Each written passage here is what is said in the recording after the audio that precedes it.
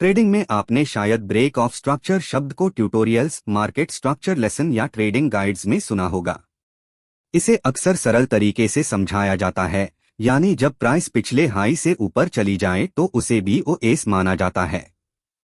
लेकिन असली break of structure सिर्फ किसी लेवल को पार करने से ज्यादा होता है।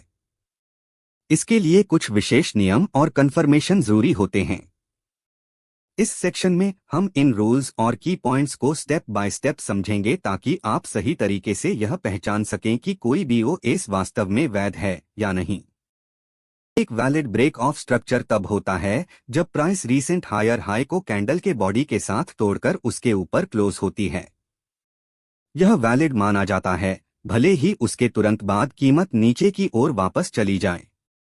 ऐसी स्थिति में मार्केट एक नया मेजर हाई और मेजर लो बनाता है और एक नई ट्रेडिंग रेंज स्थापित करता है।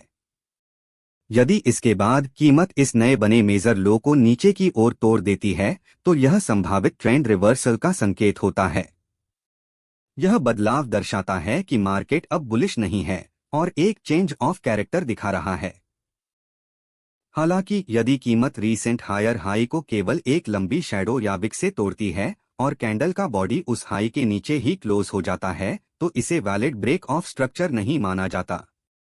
यह विशेष रूप से तब सही है जब अगली कैंडल का विक पहली कैंडल के विक से ऊपर नहीं जाता।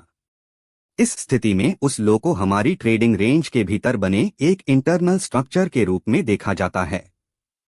एक सही ट्रेंड रिवर्सल या चेंज ऑफ कैरेक्टर की पुष्टि करने के लिए हमें कीमत का एक स्क्रीन पर बने मेजर लो को तोड़ने का इंतजार करना चाहिए, न कि इंटरनल हाई के टूटने पर भरोसा करना चाहिए।